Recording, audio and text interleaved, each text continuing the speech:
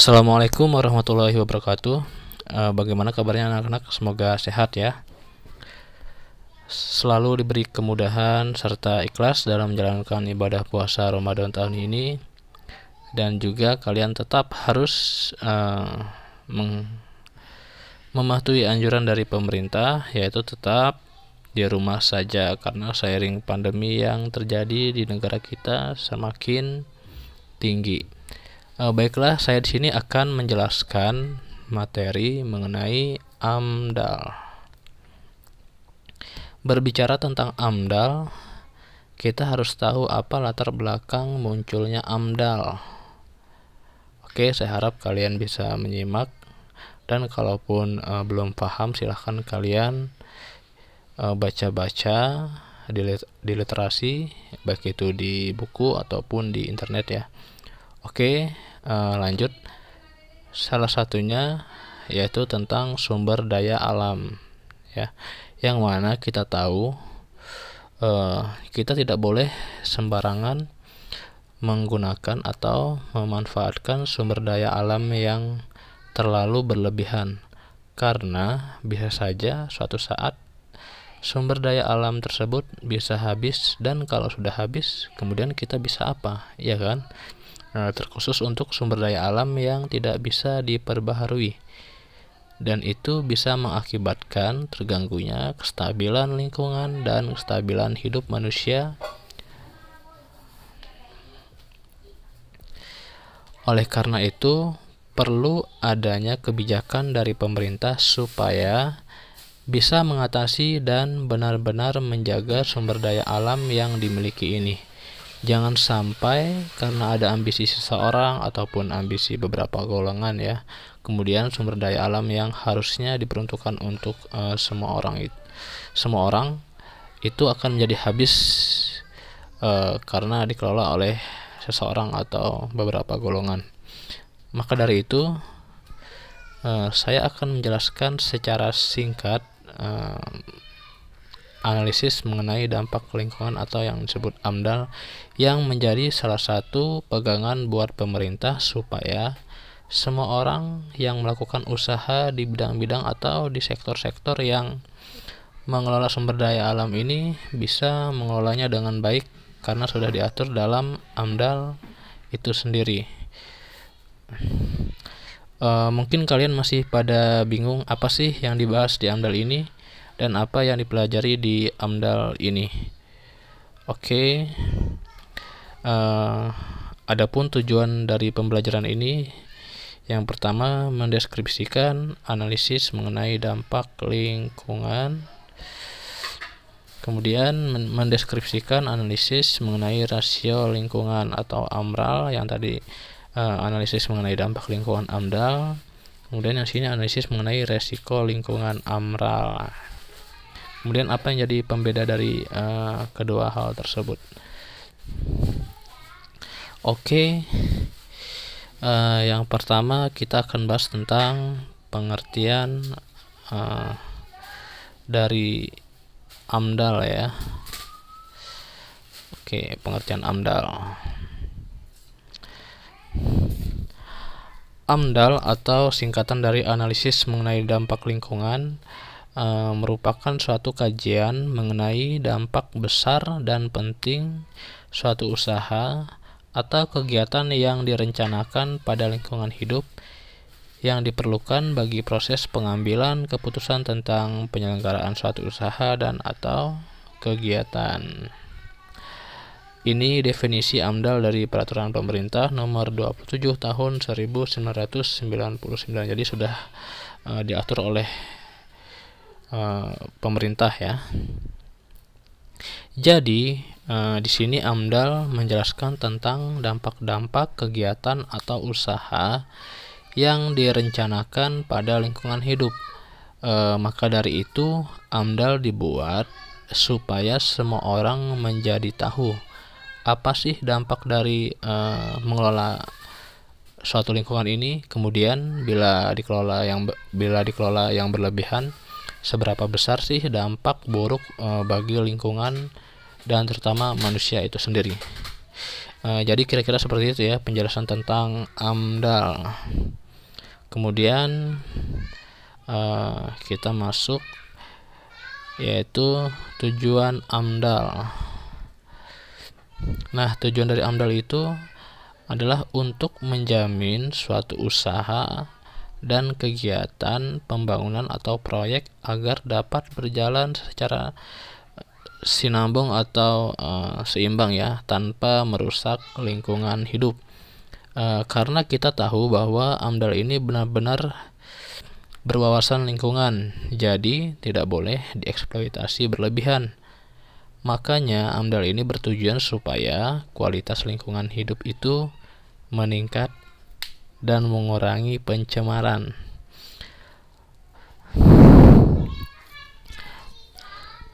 Oke. Walaupun sumber daya alam dikelola, tetapi harus tetap pada koridor yang benar dan sesuai dengan ketentuan dari AMDAL itu sendiri. Kemudian kita masuk kepada fungsi AMDAL. Yang pertama, fungsi AMDAL itu adalah merencanakan pembangunan pemerintah, kemudian memberi masukan untuk penyusunan desain rinci teknis, kemudian memberi informasi bagi masyarakat atas dampak yang ditimbulkan. Kemudian AMDAL jadi salah satu rekomendasi suatu izin usaha. Jadi di sini sudah jelas ya. Jadi kalau tidak ada AMDAL, kalau suatu perusahaan tersebut tidak memiliki izin AMDAL, maka perusahaan tersebut akan dianggap ilegal bila mana mereka terus melakukan suatu kegiatan. Jadi mereka dikatakan legal harus benar-benar ada AMDAL ya, dan itu pun harus meminta persetujuan dari pemerintah setempat. Kemudian ada berperan sebagai izin kelayakan lingkungan. Itulah tadi fungsi AMDAL. Kemudian kita akan bahas tentang manfaat AMDAL. Dan buat pemerintah sendiri, AMDAL ini bisa bermanfaat, yang mana manfaatnya itu adalah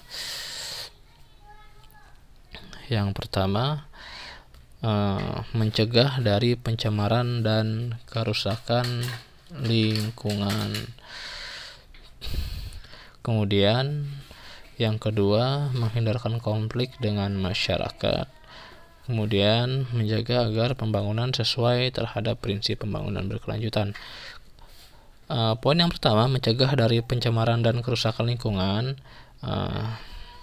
Maka di sini dengan adanya AMDAL, orang-orang bisa mendapatkan SOP atau pedoman bagaimana caranya mereka mengelola sumber daya alam yang baik dan benar, sehingga bisa mencegah dari pencemaran dan kerusakan lingkungan itu sendiri.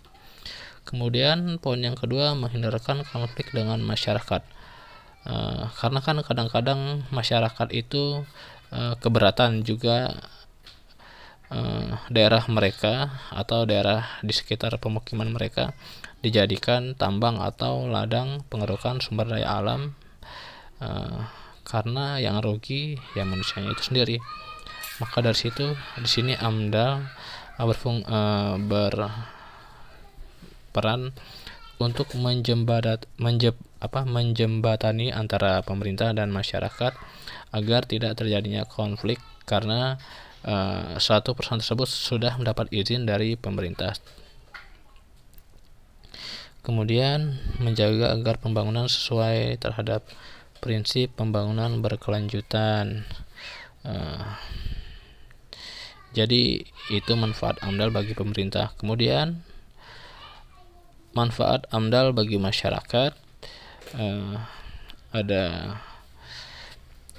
beberapa poin. Yang pertama, mengetahui rencana pembangunan di daerahnya sehingga dapat berpartisipasi, dengan syarat suatu usaha tersebut harus ada rekomendasi dari AMDAL itu sendiri. Kemudian yang kedua, mengetahui perubahan lingkungan yang akan terjadi dan manfaat serta kerugian akibat adanya suatu kegiatan.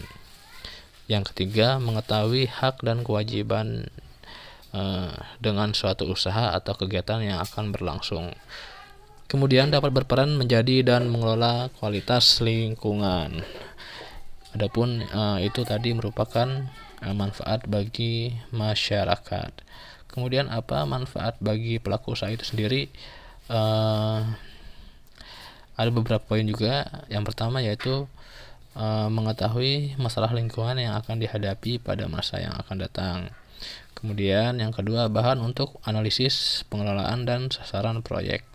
Kemudian pedoman pelaksanaan, pengelolaan dan pemantauan lingkungan hidup. Jadi di sini pemilik suatu usaha atau kegiatan harus benar-benar cerdas. Kenapa? Karena mereka harus bisa memikirkan resiko apa yang akan terjadi ke depannya, kemudian apa dampak yang akan mereka timbulkan bagi masyarakat setempat. Jadi mereka harus benar-benar menjalankan suatu proyek tersebut dengan AMDAL tersebut ya. Kemudian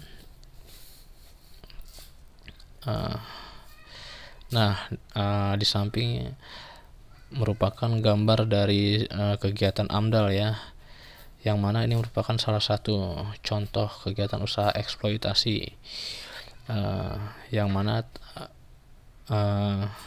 ini merupakan tambang mineral. Dampaknya begitu berat, yaitu bisa menghasilkan kerusakan pada lingkungan. Masyarakat di sekitar lokasi melakukan protes terhadap kegiatan eksplorasi bahan galian. Ini tadi yang konflik terhadap mengurangi konflik dari masyarakat itu ya, karena perusahaan ini tidak mengikuti sesuai dengan instruksi dari pemerintah untuk mematuhi atau menggunakan pedoman dari AMDAL, sehingga masyarakat ini protes dan demo untuk menolak suatu perusahaan tersebut agar ditutup. Kemudian kita lanjut. Ada beberapa dokumen kegiatan AMDAL yang harus disiapkan. Di sini ada 4 dokumen. Yang pertama yaitu KANDAL atau dokumen kerangka acuan analisis dampak lingkungan hidup. Yang kedua, ANDAL, dokumen analisis dampak lingkungan hidup. Yang ketiga, RKL, dokumen rencana pengelolaan lingkungan hidup. Dan yang terakhir, RPL, dokumen rencana pemantauan lingkungan hidup.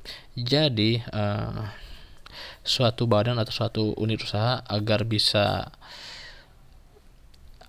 berjalan, maka dia harus mendapat izin AMDAL, dan untuk masuk ke dalam AMDAL itu sendiri harus melengkapi beberapa dokumen yang harus dilengkapi ya, seperti KANDAL, ANDAL, RKL, dan RPL. Baik, selanjutnya kemudian tadi kita berbicara tentang AMDAL, sekarang kita berbicara tentang AMDAL. Nah, apa sih itu AMDAL? AMDAL itu merupakan kegiatan analisis mengenai resiko lingkungan atau kegiatan audit lingkungan.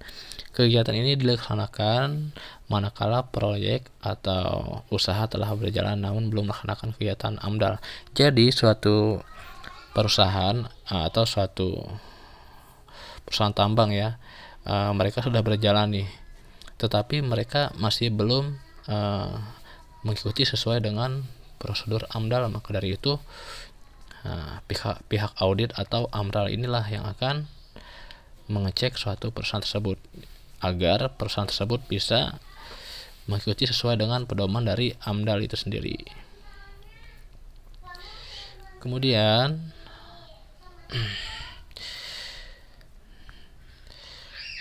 berikut adalah tahapan audit lingkungan ya. Nanti bisa kalian baca sendiri. Yang pertama adalah melakukan riset, kemudian menentukan beberapa besar dosis senyawa kimia tersebut, kemudian melakukan kajian tentang manajemen risiko, kemudian tahapan implementasi atau penerapan. Nah, di sini ada peraturan perundang-undangan ya dari pemerintah, yang mana disebutkan bahwa setiap rencana usaha atau kegiatan yang menimbulkan dampak besar dan penting terhadap lingkungan hidup wajib memiliki AMDAL ya. Kalaupun tidak, mereka tidak melaksanakan dari aturan pemerintah, maka perusahaan tersebut bisa dikatakan perusahaan ilegal. Jadi penting AMDAL itu. Kemudian ini ada salah satu contoh ya yang mungkin tidak asing kita dengar, yaitu kasus lumpur lapindo, yang mana ini merupakan salah satu akibat yang ditimbulkan oleh suatu perusahaan karena tidak menjalani aturan dari AMDAL itu sendiri. Oke, bisa kita lihat nih gambar di samping. Bahkan sampai sekarang kasus lumpur lapindo ini masih belum bisa teratasi ya, dan banyak masyarakat yang sangat dirugikan. Kemudian di sini ada dampak suatu pembangunan yang saya bahas tadi. Kasus lumpur lapindo ini terjadi 29 Mei 2006 sampai sekarang 2020. Kira-kira berapa tahun itu? Masih belum selesai juga. Ya. Jadi itulah, kalau mereka selalu mengikuti sesuai dengan hawa nafsu karena ambisi mereka untuk mencapai kekayaan, jadi ini ya, dan masyarakat setempat yang dirugikan. Kemudian pembahasan kita yang terakhir yaitu kita akan membahas kegiatan-kegiatan wajib AMDAL atau jenis pengelolaan sumber daya alam apa sih yang wajib AMDAL. Yang pertama yaitu perubahan bentuk lahan dan bentang alam. Jadi kalau suatu perusahaan itu melakukan suatu bisnis yang mana bisa merubah suatu bentuk lahan atau bentang alam, maka perusahaan tersebut harus wajib AMDAL. Kemudian eksploitasi sumber daya alam, misal perusahaan tambang, perusahaan batubara, itu kan benar-benar menguras habis alam kita ya. Jadi itu wajib AMDAL juga. Kemudian kegiatan yang secara potensial menimbulkan pemborosan dan pencemaran lingkungan seperti pabrik lah ya, karena pabrik itu bisa menimbulkan polusi asap. Kemudian kegiatan yang dapat mengurangi resiko tinggi dalam lingkungan dan lain sebagainya. Mungkin hanya itu yang bisa saya sampaikan. Jadi apabila masih kurang paham, kurang mengerti, silahkan kalian baca-baca lagi, baik di buku. Kalaupun tidak ada, silahkan searching di internet ya mengenai AMDAL, karena pentingnya kita belajar tentang AMDAL. Sekian dan terima kasih. Saya akhiri. Wassalamualaikum warahmatullahi wabarakatuh.